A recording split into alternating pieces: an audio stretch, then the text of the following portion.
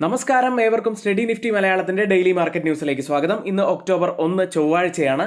പുതിയൊരു മാസം ആരംഭിക്കുകയാണ്. ഇന്ന് എല്ലാവർക്കും നല്ല വിജയകരമായ ഒരു മാസം തന്നെ ആയിരിക്കട്ടെ എന്ന് ആശംസിച്ചുകൊണ്ട് തുടങ്ങുന്നു. ഗ്ലോബൽ മാർക്കറ്റുകളിൽ ആദ്യം US മാർക്കറ്റുകളിൽ നിന്ന് തന്നെ ആരംഭിക്കാം.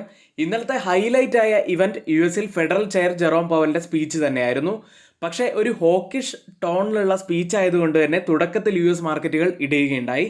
പിന്നീട് അവിടെ നിന്നും ഒരു റിക്കവറി നടത്താനും സാധിച്ചു. ഇനി ഇന്നലെ ക്ലോസ് ചെയ്ത യൂറോപ്യൻ മാർക്കറ്റുകളെല്ലാം ഇടിഞ്ഞാണ് ഇന്നലെ ക്ലോസ് ചെയ്യുന്നത്. പ്രത്യേകിച്ച് ഫ്രാൻസ് മാർക്കറ്റ് CAC 2% ഇടിഞ്ഞു. അവിടെ ഓട്ടോ സെക്ടർ 4% ഇടിവാണ് രേഖപ്പെടുത്തിയത്. ഇനി ഏറ്റവും പ്രധാനപ്പെട്ടതായി നടന്നത് ഇന്നലെ ഇന്ത്യൻ മാർക്കറ്റിൽ സെബിയുടെ ബോർഡ് മീറ്റിംഗ് തന്നെയായിരുന്നു. നമ്മൾ പ്രതീക്ഷിച്ചതുപോലെ F&O സെഗ്മെന്റിൽ നിയന്ത്രണങ്ങളൊന്നും തന്നെ ഉണ്ടായില്ല. എന്നിരുന്നാലും ധാരാളം പ്രധാനപ്പെട്ട കുറച്ച് തീരുമാനങ്ങൾ ബോർഡ് മീറ്റിംഗിൽ ഉണ്ടായിട്ടുണ്ട്. ആ പ്രധാനപ്പെട്ട എല്ലാ കാര്യങ്ങളും നമ്മൾ മാർക്കറ്റ് ന്യൂസ് സെഗ്മെന്റിൽ പറയുന്നുണ്ട്. ഇനി നമ്മുടെ വീഡിയോ ആരെങ്കിലും ലൈക്ക് ചെയ്യാൻ വിട്ടുപോയിട്ടുണ്ടെങ്കിൽ ദയവ് ചെയ്ത് വീഡിയോ ഒന്ന് ലൈക്ക് ചെയ്യുക.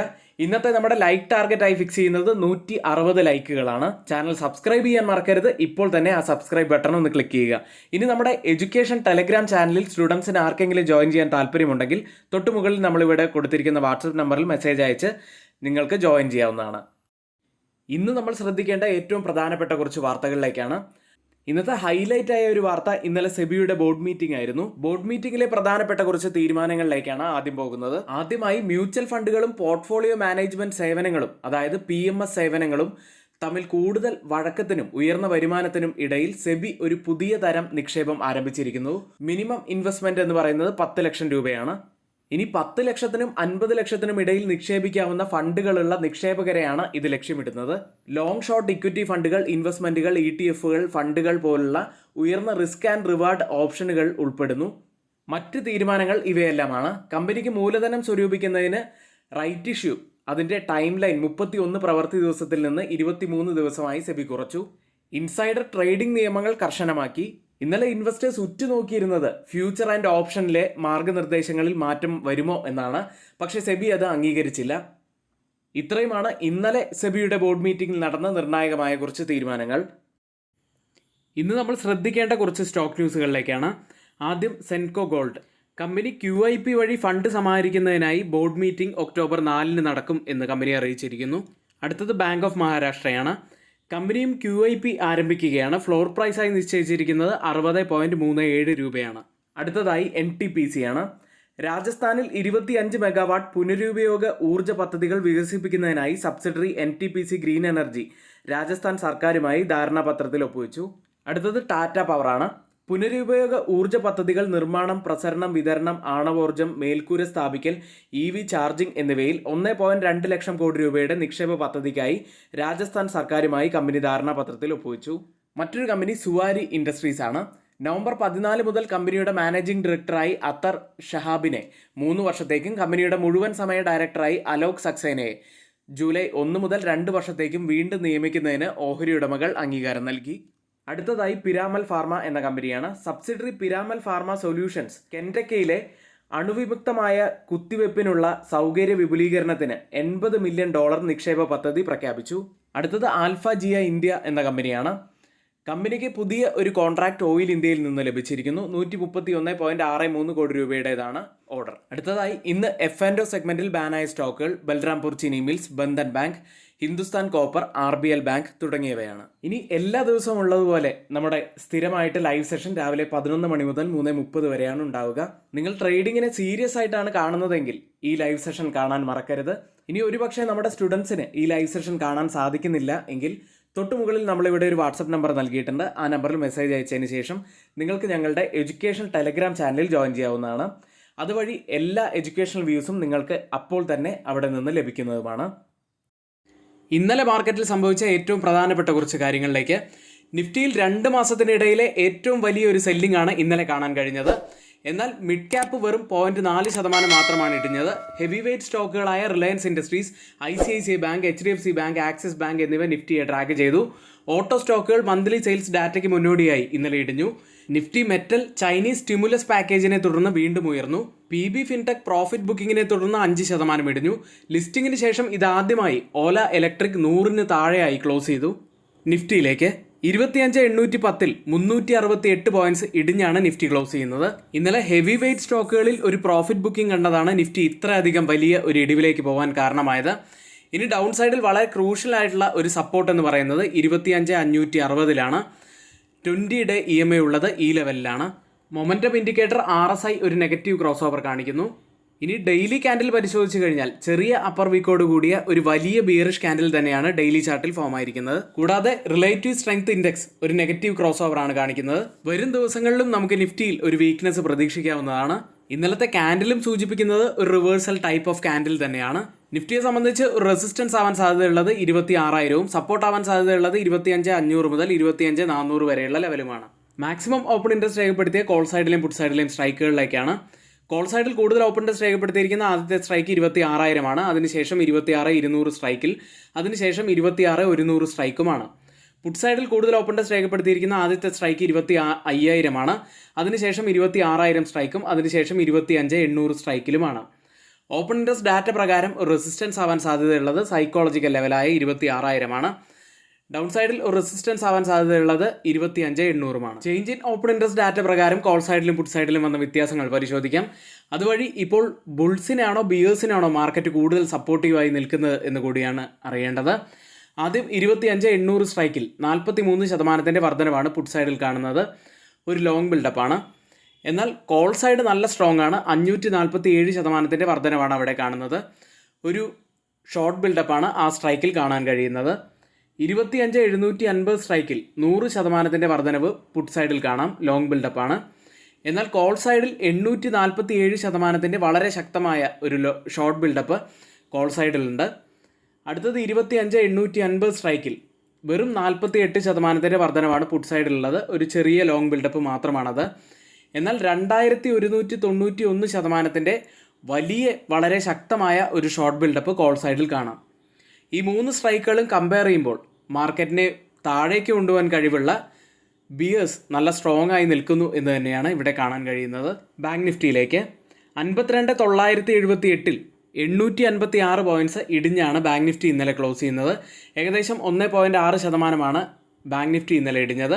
ഒരു ഗ്യാപ് ഡൗണിലായിരുന്നു ഇന്നലെ ബാങ്ക് നിഫ്റ്റിയും ആരംഭിച്ചത്. ബാങ്ക് നിഫ്റ്റിയെ സംബന്ധിച്ച് പ്രധാനപ്പെട്ട ഒരു സപ്പോർട്ട് ആവാൻ സാധ്യതയുള്ളത് 52,750 20 ഡേ EMA ആണ്. ബാങ്ക് നിഫ്റ്റിയെ സംബന്ധിച്ച് പ്രധാനപ്പെട്ട ഡൗൺ സൈഡിലെ ഒരു ലെവലാവാൻ സാധ്യതയുള്ളത് 52,500 മുതൽ 52,750 വരെയുള്ള ലെവലാണ്. അപ്സൈഡിൽ ഒരു പ്രധാനപ്പെട്ട റെസിസ്റ്റൻസ് ആവാൻ സാധ്യതയുള്ളത് 53,500 അടുത്തതായി മാക്സിമം ഓപ്പൺ ഇൻട്രസ്റ്റ് രേഖപ്പെടുത്തിയ കോൾ സൈഡിലെയും പുട്ട് സൈഡിലെയും സ്ട്രൈക്കുകളിലേക്കാണ്. കോൾ സൈഡിൽ കൂടുതൽ ഓപ്പൺ ഇൻട്രസ്റ്റ് രേഖപ്പെടുത്തിയിരിക്കുന്ന ആദ്യത്തെ സ്ട്രൈക്ക് 54,000 അതിനുശേഷം 53,500 സ്ട്രൈക്കും, അതിനുശേഷം 54,500 സ്ട്രൈക്കിലുമാണ്. പുട്ട് സൈഡിൽ കൂടുതൽ ഓപ്പൺ ഇൻട്രസ്റ്റ് രേഖപ്പെടുത്തിയിരിക്കുന്ന ആദ്യത്തെ സ്ട്രൈക്ക് 52,000 അതിനുശേഷം 52,500 സ്ട്രൈക്കും, അതിനുശേഷം 53,000 സ്ട്രൈക്കുമാണ്. ഓപ്പൺ ഇൻട്രസ്റ്റ് ഡാറ്റ പ്രകാരം റെസിസ്റ്റൻസ് ആവാൻ സാധ്യതയുള്ളത് 53,500 സപ്പോർട്ട് ആവാൻ സാധ്യതയുള്ളത് 52,500 ഇന്ത്യ വിക്സിലേക്ക് തുടർച്ചയായ 4 ദിവസങ്ങളിൽ ഇന്ത്യ വിക്സ് ഇടിയുന്ന ഒരു കാഴ്ചയാണ് കഴിഞ്ഞ ദിവസങ്ങളിൽ കണ്ടത്. എന്നാൽ ഇന്നലെ അതിൽ നിന്നും ഒരു റിക്കവറി ഇന്ത്യ വിക്സിന് ലഭിച്ചു. ഒടുവിൽ ക്ലോസ് ചെയ്യുന്നത് 12.79 6.90% ഉയർന്നാണ്. ഗ്ലോബൽ മാർക്കറ്റ് സെഗ്മെന്റിൽ ആദ്യം FIDA ആക്ടിവിറ്റിയാണ്. FIS 9,791 കോടി രൂപയ്ക്കാണ് ഇന്നലെ സെല്ല് ചെയ്തത്. കഴിഞ്ഞ ഏതാനും ദിവസങ്ങളിലെ ശക്തമായ ബൈയിങ്ങിൽ നിന്ന് അവർ മാറിയിരിക്കുന്നു എന്ന് നമ്മൾ പറഞ്ഞതാണ്. അതിനുശേഷം ഇന്നലെ വലിയ സെല്ലിംഗ് ആണ് FIS നടത്തിയിരിക്കുന്നത്. DIS ആവട്ടെ 6,645 കോടി രൂപയ്ക്ക് ബൈ ചെയ്തു. US മാർക്കറ്റിലേക്ക് ഇന്നലെ ശ്രീ ജെറോം പവൽ പറഞ്ഞത് കൂടുതൽ പലിശ നിരക്ക് കുറയ്ക്കാൻ US സെൻട്രൽ ബാങ്കിന് വലിയ തിടുക്കമില്ല എന്നായിരുന്നു. ഇതുകൊണ്ട് തന്നെ തുടക്കത്തിൽ US മാർക്കറ്റുകൾ വലിയ ഇടിവിലേക്ക് പോയെങ്കിലും ഒരു തിരിച്ചുവരവായിരുന്നു പിന്നീട് കാണാൻ കഴിഞ്ഞത്. ഇന്നലെ ക്ലോസ് ചെയ്യുന്ന US മാർക്കറ്റുകൾ ഡൗ ജോൺസ് 0.04% ഉയർന്നു, S&P 500 0.4%, നാസ്ഡാക്ക് 0.4% നേട്ടവും ഉണ്ടാക്കി. കൂടാതെ S&P 500ഉം ഡൗ ജോൺസും റെക്കോർഡ് ക്ലോസിംഗ് ആണ് ഇന്നലെ രേഖപ്പെടുത്തിയത്. ഇന്നലത്തെ ഹൈലൈറ്റ് ആയ event national association for business economics കോൺഫറൻസിൽ ഫെഡറൽ ചെയർ ജെറോം പവൽ സംസാരിക്കുകയുണ്ടായി. അദ്ദേഹം പറഞ്ഞ ഒരു പ്രധാനപ്പെട്ട കാര്യം പലിശ നിരക്ക് കുറയ്ക്കുന്നതിൽ US സെൻട്രൽ ബാങ്കിന് തിടുക്കമില്ല എന്ന് തന്നെയായിരുന്നു. കൂടാതെ സമ്പദ് വ്യവസ്ഥ പ്രതീക്ഷിച്ചതുപോലെ വികസിക്കുകയാണെങ്കിൽ ഈ വർഷം 2 നിരക്ക് കുറയ്ക്കൽ കൂടി ഉണ്ടാകും എന്ന് അദ്ദേഹം സൂചന നൽകി. മൊത്തം 50 ബേസിസ് പോയിന്റ്സ് കുറവുണ്ടാകും എന്ന് തന്നെയാണ് അദ്ദേഹം സൂചിപ്പിച്ചത്. അടുത്ത ഫെഡറൽ റിസർവിന്റെ മീറ്റിംഗ് നടക്കുന്നത് നവംബർ 6-7 തീയതികളിലാണ്. ഈ ഫെഡറൽ റിസർവ് മീറ്റിംഗിൽ എത്ര ബേസിസ് പോയിന്റ്സ് റേറ്റ് കട്ടിനുള്ള സാധ്യതകളാണ് CME ഫെഡ് വാച്ച് ടൂൾ കാണിച്ചു തരുന്നത് എന്ന് നോക്കാം. കഴിഞ്ഞ വെള്ളിയാഴ്ച 50 ബേസിസ് പോയിന്റ്സ് റേറ്റ് കട്ടിനുള്ള സാധ്യത 53%. എന്നാൽ ഇന്നലെ പൗവലിന്റെ സ്പീച്ചിന് ശേഷം അത് 37% കുറഞ്ഞു. ഇനി S&P 500ലേക്ക് വന്നാൽ കഴിഞ്ഞ മാസം 2% ഉയർന്നത്. 2013 ശേഷമുള്ള ഒരു മികച്ച സെപ്റ്റംബർ മാസമായിട്ടാണ് ഇതിനെ നമുക്ക് കാണാൻ കഴിയുന്നത്. വരാനിരിക്കുന്ന ഡാറ്റകളിൽ വളരെ പ്രധാനപ്പെട്ടതായി ഇനി നമ്മൾ വാച്ച് ചെയ്യേണ്ടത് ജോബ്ലെസ് ക്ലെയിംസ് ഡാറ്റയാണ്. അതിനുശേഷം മന്ത്ലി പേറോൾ ഡാറ്റയും പുറത്തു വരുന്നുണ്ട്. US ലിസ്റ്റ് ചെയ്ത ഇന്ത്യൻ കമ്പനികളുടെ പ്രകടനത്തിലേക്കാണ്. ആദ്യം ടെക് സൈഡിൽ ഇൻഫോസിസ് 0.54% ഇടിഞ്ഞു. വിപ്രോ 0.15% നേട്ടത്തിലുമാണ് ക്ലോസ് ചെയ്യുന്നത്. ബാങ്കിങ് സൈഡിൽ ICICI ബാങ്ക് 2.45% ഇടിഞ്ഞപ്പോൾ HDFC ബാങ്ക് 2.78% ഇടിഞ്ഞു. റിലയൻസ് ഇൻഡസ്ട്രീസ് 2% മുകളിൽ ഇടിഞ്ഞു. ഡോക്ടർ റെഡ്ഡി ഒരു ഇടിവിൽ തന്നെയാണ് ഇന്നലെ ക്ലോസ് ചെയ്യുന്നത്. ഇപ്പോൾ ട്രേഡിംഗ് നടക്കുന്ന US മാർക്കറ്റിന്റെ ഫ്യൂച്ചേഴ്സ് ഇടിവിൽ തന്നെയാണ്. ഡൗ ജോൺസ് 0.17% ഇടിവിലും S&P 500 0.20% ഇടിവിലും ടെക് സ്റ്റോക്കുകളും 0.20% തന്നെ ഇടിവിലുമാണ്. ഇന്നലെ ക്ലോസ് ചെയ്യുന്ന യൂറോപ്യൻ മാർക്കറ്റുകൾ UK മാർക്കറ്റ് FTSE 1% മുകളിൽ ഇടിവിലാണ് ക്ലോസ് ചെയ്യുന്നത്. ജർമ്മൻ മാർക്കറ്റ് ഡാക്സ് 0.76% ഇടിവിലും ഫ്രാൻസ് മാർക്കറ്റ് CAC 2% മുകളിൽ നഷ്ടത്തിലുമാണ് ഇന്നലെ ക്ലോസ് ചെയ്യുന്നത്. പാൻ യൂറോപ്യൻ സ്റ്റോക്ക് 600 0.95% ഇടിഞ്ഞത്. ഓട്ടോ സ്റ്റോക്കുകളാണ് വലിയ നഷ്ടമുണ്ടാക്കിയത്. ഏകദേശം 4% ഇടിഞ്ഞു. ഓയിൽ ആൻഡ് ഗ്യാസ് സ്റ്റോക്കുകൾ 0.24% നേട്ടവും ഉണ്ടാക്കി. ഇന്നലെ ഓട്ടോ സെക്ടർ നമ്മൾ പ്രത്യേകം എടുത്ത് പരിശോധിക്കുകയാണെങ്കിൽ ഫ്രാൻസിൽ റിനോൾട്ട് 5.6% ഇടിഞ്ഞു. ജർമ്മൻ ഓട്ടോ മേക്കറായ പോർഷ് 4% ഇടിഞ്ഞു. Volks Wagen 2% ഇടിഞ്ഞത്. അതുകൊണ്ട് തന്നെ ഇന്ന് ഓട്ടോ സെക്ടർ നമ്മൾ പ്രത്യേകം ഫോക്കസിലേക്ക് കൊണ്ടുവരേണ്ടതുണ്ട്. ഇപ്പോൾ ട്രേഡിംഗ് ആരംഭിച്ച യൂറോപ്യൻ മാർക്കറ്റിന്റെ ഫ്യൂച്ചേഴ്സ് ഡാക്സ് ഒരു മ്യൂട്ടഡ് അവസ്ഥയിലാണ്. CAC 0.02% ഇടിവിലും FTSE 0.04% ഇടിവിലും ട്രേഡ് ചെയ്യുന്നു. ഏഷ്യൻ മാർക്കറ്റുകളിലേക്ക് ഇന്ന് സൗത്ത് കൊറിയ, ഹോങ്കോങ്, ചൈനീസ് മാർക്കറ്റുകൾക്ക് അവധിയാണ്. ഇന്നലെ ജപ്പാൻ മാർക്കറ്റാണ് വലിയ ഇടിവിലേക്ക് പോയത്. ഇന്ന് ഓപ്പൺ ചെയ്ത ഏഷ്യൻ മാർക്കറ്റുകളിലേക്ക് വന്നാൽ ഗിഫ്റ്റ് നിഫ്റ്റി ഇപ്പോൾ ട്രേഡ് ചെയ്യുന്നത് 26,001 എന്ന നിലയിലാണ്. 5 പോയിന്റ്സ് അപ്സൈഡിലാണ് ഇപ്പോൾ ട്രേഡ് ചെയ്യുന്നത്. അതായത് ഗിഫ്റ്റ് നിഫ്റ്റി ഇന്ന് സൂചിപ്പിക്കുന്നത് നിഫ്റ്റിയിൽ ഒരു 5 മുതൽ 10 പോയിന്റ്സിന്റെ ഒരു ഗ്യാപ്പ് ഓപ്പണിങ്ങിന് സാധ്യതയുണ്ട് എന്നാണ്. ജപ്പാൻ മാർക്കറ്റ് നിക്കി ഇപ്പോൾ ട്രേഡ് ചെയ്യുന്നത് 1.77% ഉയർന്നാണ്. ഓയിൽ പ്രൈസുകളിലേക്ക് OPEC പ്ലസിൽ നിന്നുള്ള വർദ്ധിച്ചു വരുന്ന വിതരണവും ചൈനയിലെ ദുർബലമായ ഡിമാൻഡും വിപണിയെ വേട്ടയാടുന്നതിനാൽ ഓയിൽ പ്രൈസുകൾ സെപ്റ്റംബറിൽ തുടർച്ചയായ 3ാമത്തെ പ്രതിമാസ നഷ്ടമുണ്ടാക്കി. ബ്രന്റ് ഇപ്പോൾ ട്രേഡ് ചെയ്യുന്നത് $71.89 പെർ ബാരൽ എന്ന നിലയിലാണ്. 0.01% നേട്ടത്തിൽ ട്രേഡ് ചെയ്യുന്നു. WTI ഉള്ളത് $68.32 പെർ ബാരൽ എന്ന നിലയിലാണ്. 0.23% നേട്ടത്തിലാണ് ട്രേഡ് ചെയ്യുന്നത്. ഇന്നത്തെ ഏറ്റവും പ്രധാനപ്പെട്ട കുറച്ച് വാർത്തകളാണ് നമ്മളിവിടെ ഷെയർ ചെയ്തിരിക്കുന്നത്. അപ്പോൾ ഈ ഷെയർ ചെയ്ത കാര്യങ്ങളെല്ലാം ഏറ്റവും ഓതറൈസ്ഡ് ആയിട്ടുള്ള സൈറ്റുകളായ money control, mint, Reuters, CNBC, financial express തുടങ്ങിയ മാധ്യമങ്ങളിൽ നിന്നാണ് നമ്മൾ എടുക്കാറുള്ളത്. മറ്റുള്ളവയെല്ലാം നമ്മുടെ വ്യൂസ് മാത്രമാണ്. അത് നിങ്ങളുടെ എഡ്യൂക്കേഷണൽ പർപ്പസിന് വേണ്ടി മാത്രമാണ് ഷെയർ ചെയ്യുന്നതും. എങ്കിൽ ഇന്നത്തെ ഈ വീഡിയോ ഇവിടെ പൂർത്തിയാവുന്നു. ഏവർക്കും നന്ദി.